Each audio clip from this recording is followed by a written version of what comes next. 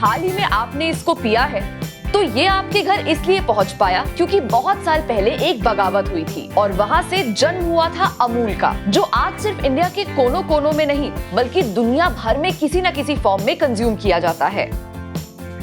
अमूल के former chairman doctor Verghese Kurien ने अपनी ऑटोबायोग्राफी में इस किस्से के बारे में डिटेल में बताया है। 1942-43 बॉम्बे, यहाँ तैनात बहुत सारे ब्रिटिशर्स एक साथ बीमार पड़े और जब जांच हुई तो पता चला उन सबके बीमार होने का एक कॉमन लिंक था, बॉम्बे का दूध। ब्रिटिश गवर्नमेंट को इसके लिए कुछ करने की जरूरत महसूस हुई। उनको ये इंश्योर करना था कोई एक ऐसा सोर्स मिले जो बॉम्बे में मिल्क अच्छी खासी क्वांटिटी में सप्लाई कर सके। ब्रिटिश गवर्नमेंट के लिए इसका जवाब बॉम्बे से 400 से भी ज्यादा किलोमीटर दूर गुजरात की केड़ा डिस्ट्रिक्ट में था। यहाँ लेट 19th सेंचुरी में एक बटर फैक्ट्री खुली, उसके बाद एक केसन फैक्ट्री खुली और 1920s में इधर पॉल्सन ब्रांड की बटर फैक्ट्री खुली। वक्त के गुजरते हुए केड़ा डिस्ट्रिक्ट में दूध का मार्केट बनने लगा और इसके बाद दूध की प्रोडक्शन बढ़ती चली गई। केड़ा मिल्क प्रोडक्शन का एक प्रोमिनेंट रीजन बन गया और जब जरूरत पड़ी तो ब्रिटिश गवर्नमेंट ने पॉल्सन से एग्रीमेंट किया दूध के सप्लाई का। रेगुलर दूध का सप्लाई इतनी दूर से, ये थी बॉम्बे मिल्क स्कीम।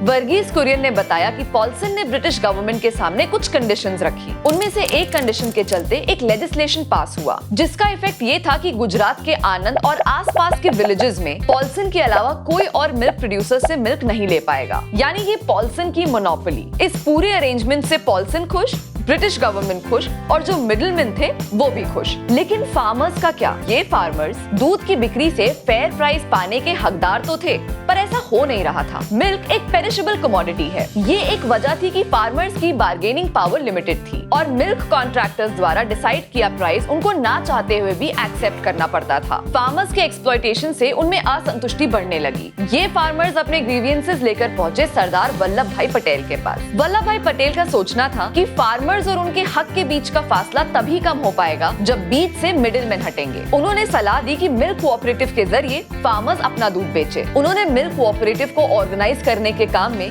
मोरारजी देसाई को लगा दिया, जो आगे जाके भारत के पीएम भी बने। पॉल्सन के हाथों एक्सप्लॉयटेशन रुके, उस पर वल्लभ भाई पटेल का ये कहना था, पॉल्सन ने खादी मुखो, रिमूव पॉल्सन। सबसे ऑप्टिमम तरीका था कि कोऑपरेटिव बने और फार्मर्स की खुद की डेयरी हो। वल्लभ भाई को एहसास था कि फार्मर्स की इस कोशिश में उनको शॉर्ट टर्म में नुकसान झेलना पड़ सकता है और उन्होंने फार्मर्स को इसके बारे में कंसिडर करने को भी कहा। ऑलरेडी काफी एक्सप्लॉयटेशन झेल चुके फार्मर्स ने वल्लभ भाई की बात मानने का फैसला लिया। मोरारजी देसाई काम में लग गए। अकॉर्डिंग टू अमूल, एक मीटिंग में तय हुआ कि पॉल्सन डेयरी को कोई मिल्क नहीं बेचा जाएगा और साथ ही ये कि खेड़ा डिस्ट्रिक्ट के हर विलेज में एक कोऑपरेटिव होगा और इन कोऑपरेटिव्स का यूनियन होगा आनंद में, जो इस मिल्क की प्रोसेसिंग हैंडल करेगा। जो ब्रॉड लेवल पे गोल था वो ये कि इन स्टेप से सारा कंट्रोल फार्मर्स के हाथ में होगा, मिल्क की प्रोक्यूरिंग, प्रोसेसिंग और डिस्ट्रीब्यूशन भी। गवर्नमेंट को फार्मर्स की डिमांड कन्वे की गई कि वो मिल्क यूनियन से खरीदे। जैसा कि वल्लभ भाई का प्रेडिक्शन था, गवर्नमेंट ने ये डिमांड रिजेक्ट कर दी और फार्मर्स चले गए स्ट्राइक पे। 15 दिनों तक मिल्क की एक बूंद भी मिल्क कॉन्ट्रैक्टर्स को बेची नहीं गई। पॉल्सन कोई मिल्क कलेक्ट नहीं कर पाया और जब मिल्क मिला ही नहीं तो बॉम्बे कैसे जाता? बॉम्बे मिल्क स्कीम खतरे में पड़ गई। मामले की गंभीरता को समझते हुए बॉम्बे के मिल्क कमिश्नर, जो कि एक ब्रिटिशर थे, अपने डेप्यूटी दारा खरोड़ी के साथ फार्मर से नेगोशिएट करने और वहाँ की सिचुएशन समझने के लिए आनंद पहुँचे। उनको एहसास हो चला था कि फार्मर्स जल्दी हार नहीं मानने वाले। दारा खरोड़ी ने फार्मर्स को हल्के में लिया। उनको लगा कि ये फार्मर्स जो इंग्लिश नहीं बोल सकते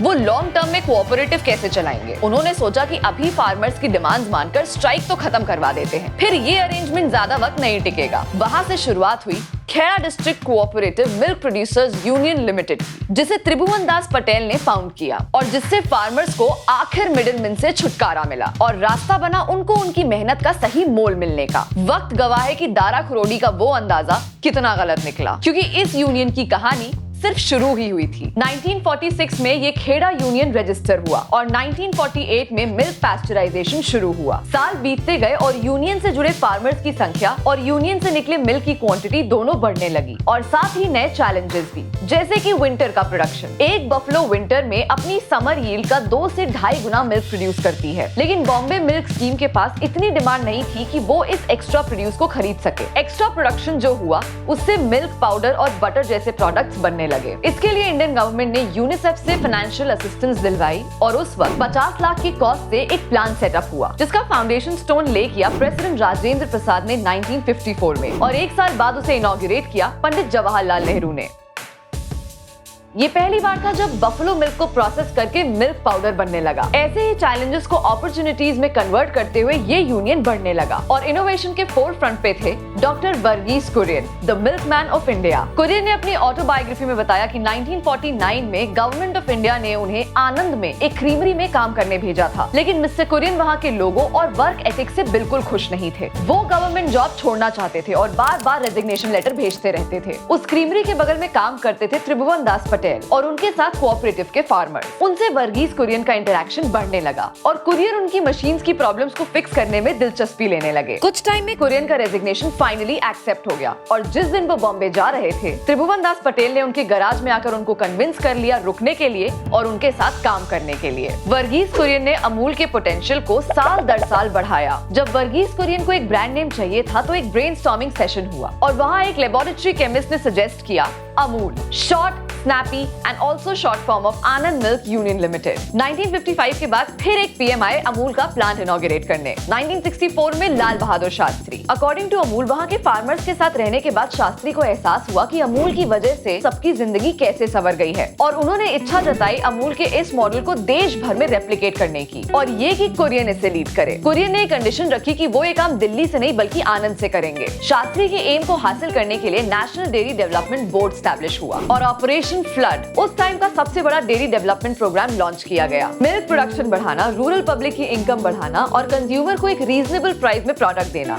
ये थे ऑपरेशन फ्लड के ऑब्जेक्टिव्स। और जैसे ये मॉडल पैन इंडिया रेप्लिकेट हुआ, 2-3 डेकेड्स के अंदर भारत, जिसकी तब मिल्क प्रोडक्शन में रिपोर्टेडली 50वीं पोजीशन थी, ऊपर उठते उठते दुनिया में मिल्क का सबसे बड़ा प्रोड्यूसर बन गया। ऑपरेशन फ्लड का एग्जीक्यूशन अमूल को इस कदर ग्रो करने और इंडिया को मिल्क प्रोडक्शन में ऊंचाइयों तक पहुंचाने के लिए वर्गीस कुरियन को father of the white revolution बोला जाता है। रोज मिल्क कलेक्शन सेंटर्स पर फार्मर अपना प्रोड्यूस जमा करते हैं, जहां उसकी जांच होने के बाद पेमेंट हो जाती है। फिर टैंकर्स में ये दूध प्रोसेसिंग के लिए जाता है। ये मिल्क अलग अलग मिल्क प्रोडक्ट्स में कन्वर्ट किया जाता है और बाद में पैकेजिंग होती है। अमूल के मॉडल को अपना के इंडिया दुनिया का सबसे बड़ा मिल्क प्रोड्यूसर बना। अकॉर्डिंग टू अमूल, 16 मिलियन से भी ज्यादा मिल्क प्रोड्यूसर्स पूरी कंट्री में लगभग 1.85 लाख कोऑपरेटिव्स में अपना मिल्क डिपॉजिट करते हैं। 222 डिस्ट्रिक्ट कोऑपरेटिव मिल्क यूनियंस में ये मिल्क प्रोसेस होता है और 28 स्टेट मार्केटिंग फेडरेशंस इसको मार्केट करती हैं। अमूल सिर्फ मिल्क नहीं, ये सब भी बनाता है। प्रोक्योरमेंट, प्रोसेसिंग और डिस्ट्रीब्यूशन, सबका कंट्रोल फार्मर्स के पास। और अमूल आज एक चहेता ब्रांड है और उसका काफी श्रेय जाता है अमूल की मार्केटिंग को और इसको भी।